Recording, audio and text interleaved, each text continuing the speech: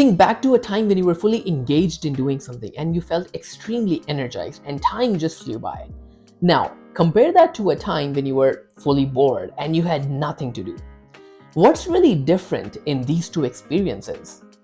The answer lies in engagement, particularly creative engagement. It turns out that living a creative life is not always about making things. It's about using your limited time and energy in a way that you enjoy and can create some sense of meaning out of it. Being constantly engaged in doing something worthwhile or things that you love to do is the secret towards boosting our mental well-being. And that is why it's important to live a creative life. Hi everyone, my name is Faizan Ghazani and welcome back to my channel. This video is the second video in a three-part series. In the first video, we took a look at what it means to live a creative life. What is everyday creativity? In this second video, we're going to take a look at why living a creative life is really important. And finally, in the third video, we're going to take a look at some of the habits, some of the creative habits that we can adopt in order to make us feel more creative and live a more creative life. Let's start with a concept known as living an engaged life.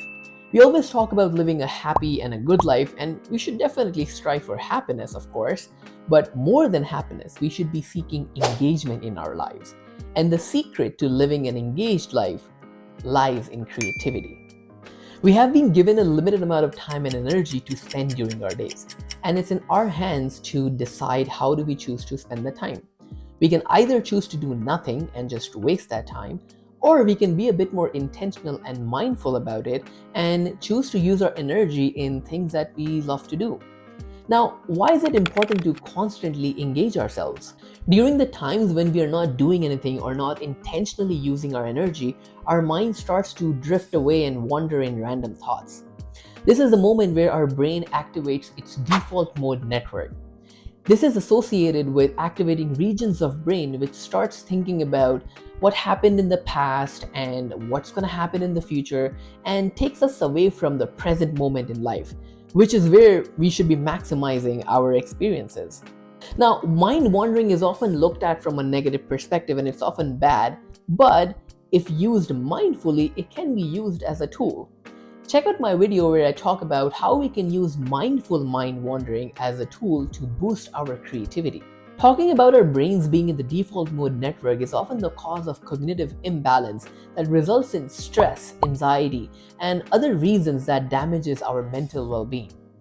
This brain mode takes us away from the present moment, and this is where engaging ourselves creatively can prove to be a more fulfilling and meaningful experience. Creative engagement can take a lot of different shapes and forms.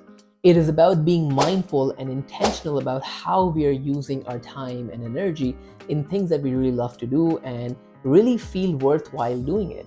Maybe reading a book, or doing some journaling or some creative writing. Spending time to figure out the next marketing strategy for your business.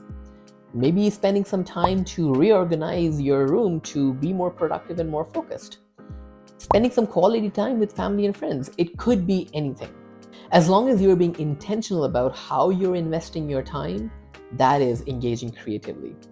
If you just find yourself endlessly scrolling through social media and watching TV just because you don't have anything to do, that's not creative engagement. In fact, that is the reason why we feel stressed, why we feel anxious and bored, because at the back of our mind, we are not intentional about how we are prioritizing, managing, and using our time in things that we really love doing. Since we are talking about engagement, let me introduce you to a Japanese concept called Ikigai.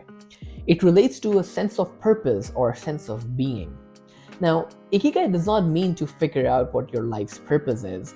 It's about intentionally devoting our time to the goals that we have set for ourselves. And our Ikigai could change every day. For example, my Ikigai for today was to film this YouTube video because I know spending my time doing this makes me feel more fulfilled. It could be learning a new language or a skill, or spending your time and energy executing a major project in life. It could be anything. As long as you're intentional about how you're investing times in things that you can find meaning from and feel worthwhile doing. Being intentionally engaged helps us be in the present moment and keeps us away from the worries of the future or the regrets of the past, and creates a more meaningful and fulfilling experience in our lives. This is particularly evident in the later stages of our lives. Studies in the UK have shown that there are about 22% of men and 28% of women over the age of 65 have developed some sort of a mental health problem. Now, we're not exactly sure what the cause of these issues are, but the potential reasons identified for these mental illnesses include boredom, loneliness, and just living idle and have nothing to do. The age of retirement is considered to be the golden years of our lives. And this is where engaging ourselves or creatively engaging ourselves in activities that captivates our attention and we find joy and meaning in can be immensely helpful to maintaining our overall well-being. So start today. Find things that you love to do. Explore new interests and opportunities without any expectations of rewards and benefits. Have a daily purpose of how you wish to meaningfully spend your day. As soon as you wake up in the morning, make it part of your morning routine for listing at least one thing that you would want to spend your time and energy in that would make your life feel more creative and worth living. In the next and final video of this three-part series, we're going to take a look at some habits that you can start adopting to live a more creative life. Stay tuned.